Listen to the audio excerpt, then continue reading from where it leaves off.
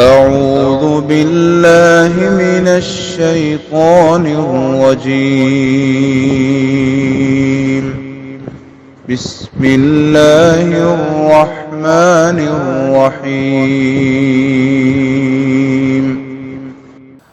السلام علیکم ورحمۃ اللہ وبرکاتہ۔ سورۃ الزخرف آیت نمبر 21 سے 25۔ ان الحمد للہ والصلاۃ والسلام علی رسول اللہ اما بعد۔ اعوذ باللہ السمیع العلیم من الشیطان الرجیم من ہمزہ ونفخہ ونفثہ۔ ام آتیناہم کتابا من قبلہ فہم بہ مستمسکون۔ بل قالوا انا وجدنا آباءنا على أمة وإنا على آثارهم مهتدون۔ وكذلك ما أرسلنا من قبلك في قرية من نذير إلا قال مترفوها إنا وجدنا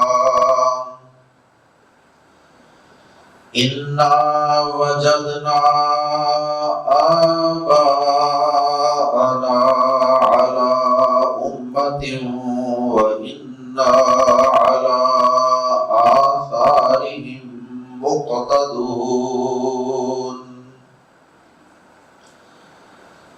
قال أولو جئتكم بأهدى مما وجدتم عليه آباءكم؟ قالوا إنا بما أرسلتم به كافرون۔ فانتقمنا منهم فانظر كيف كان عاقبة المكذبين۔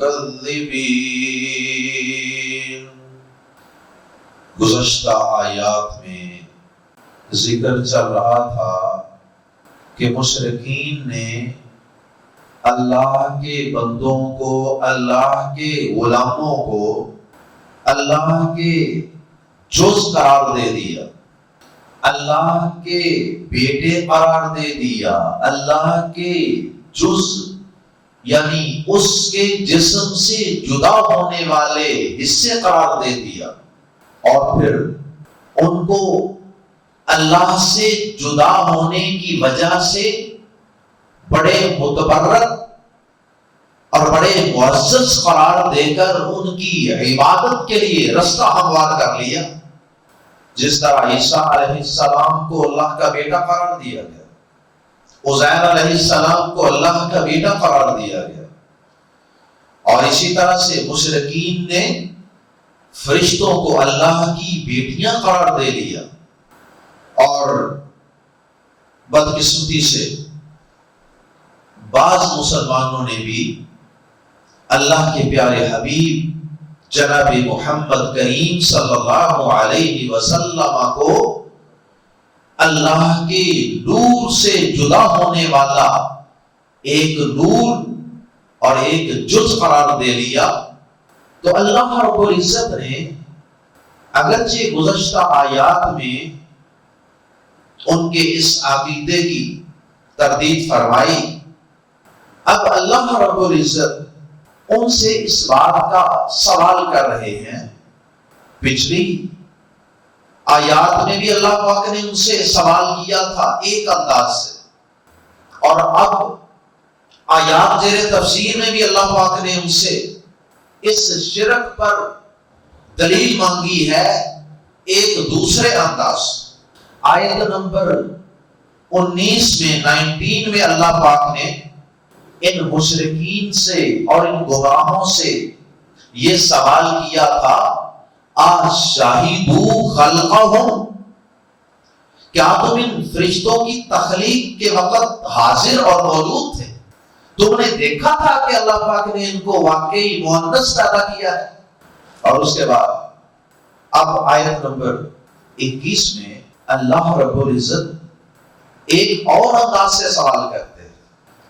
یہاں اللہ پاک یہ سوال کرتے ہیں کہ کیا تمہارے پاس، اگر تم وہاں موجود نہیں تھے فرشتوں کی تخلیق کے وقت، تو چلو ایک اور انداز سے تم سے پوچھتے ہیں کہ چلو یہ بتا دو کہ چلو موجود نہیں تھے تو کیا تمہارے اوپر اللہ پاک نے کوئی کتاب، کوئی صحیفہ، کوئی وحی نازل کی ہو؟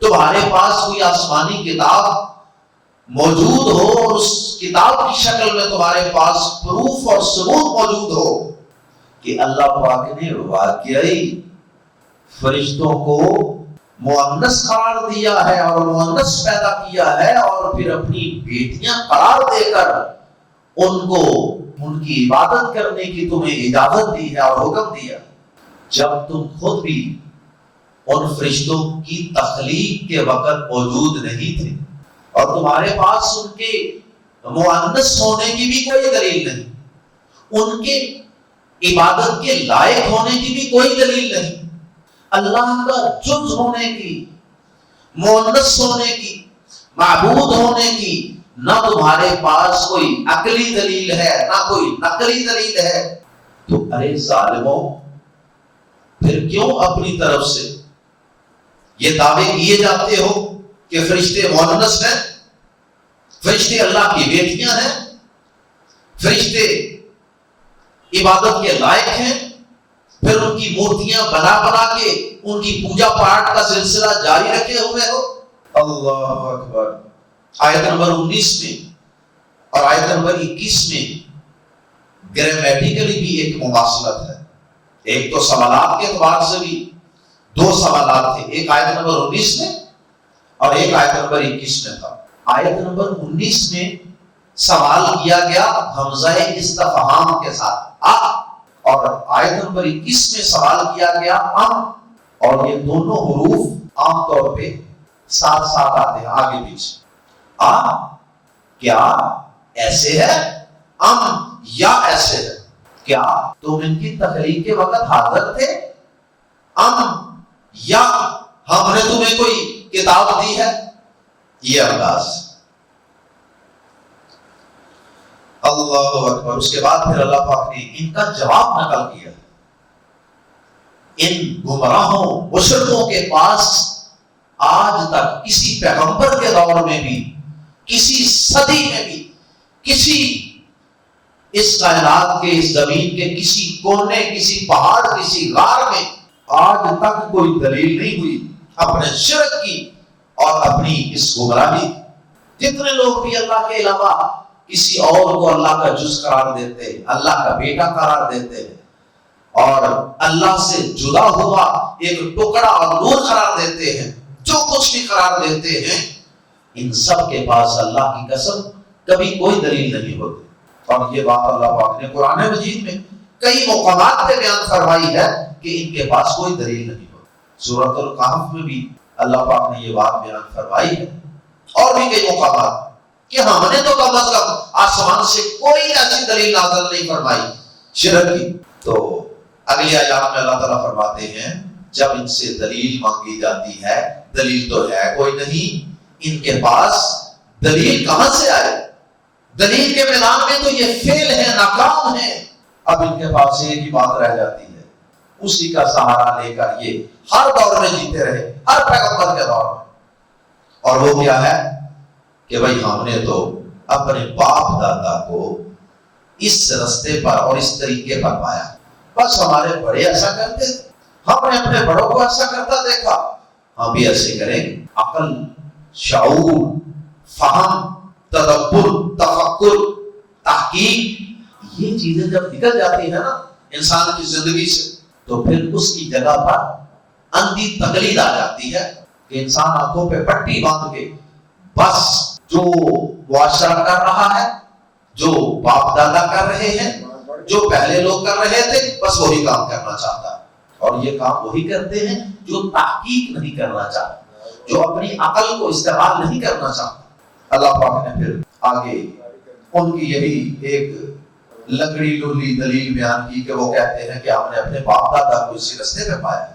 آئیے قرآن مجید کے الفاظ میں پڑھتے ہیں، آیت نمبر 21 سورۃ الزخرف، یا آیت نمبر 19 میں پچھلے سبق میں شاہدو خلقہم، آپ سے شروع ہونے والا سوالیہ جملہ، اور وہ 21 نمبر آیت میں پر ختم ہو رہا ہے۔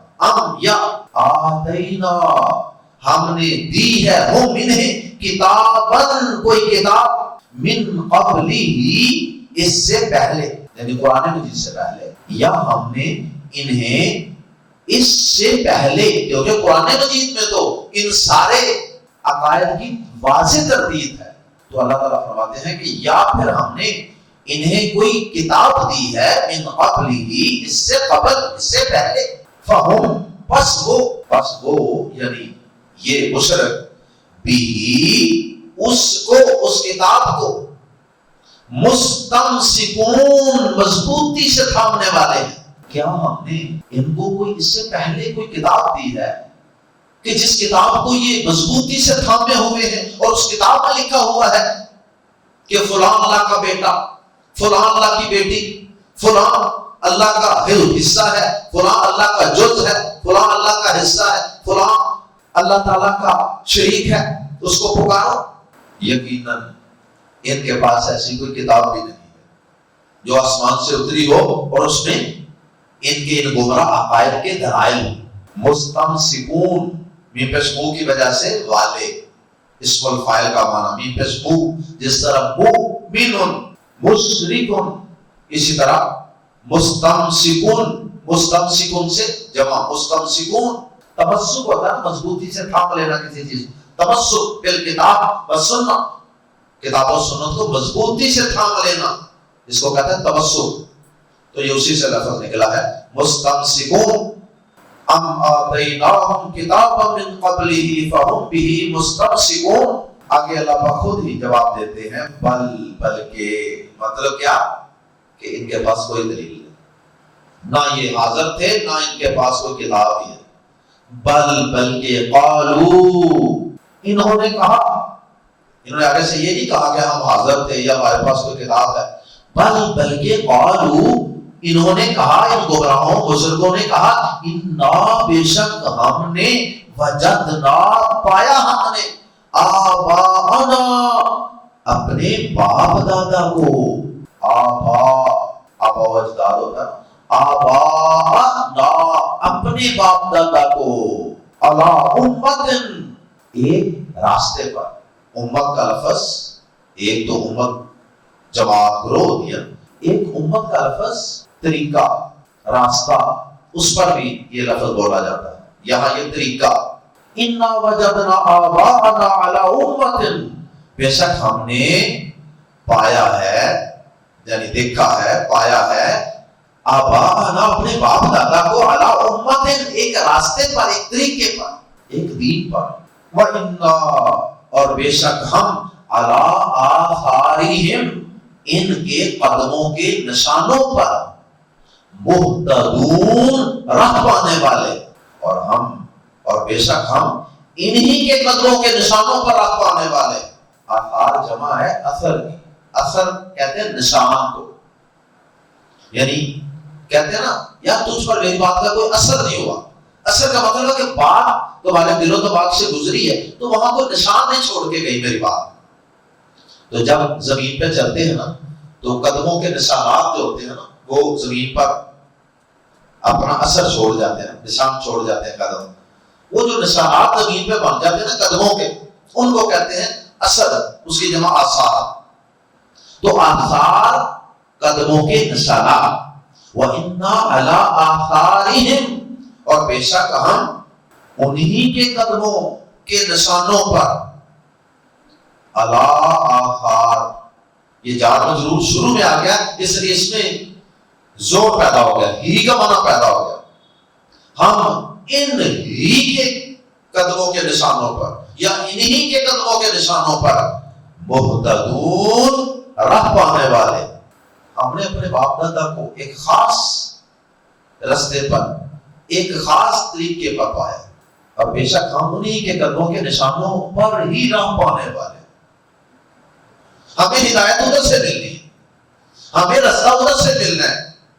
اللہ اکبر. وَكَذَلِكَ، اور اسی طرح ما ارسلنا، اے نبی پاک صلی اللہ علیہ وسلم، نبی پاک صلی اللہ علیہ وسلم کو تسلی دی جا رہی ہے. اے پیارے حبیب صلی اللہ علیہ وسلم، آپ رنجیدہ اور غمزدہ نہ ہوں ان کے اس طرح کے جواب سے.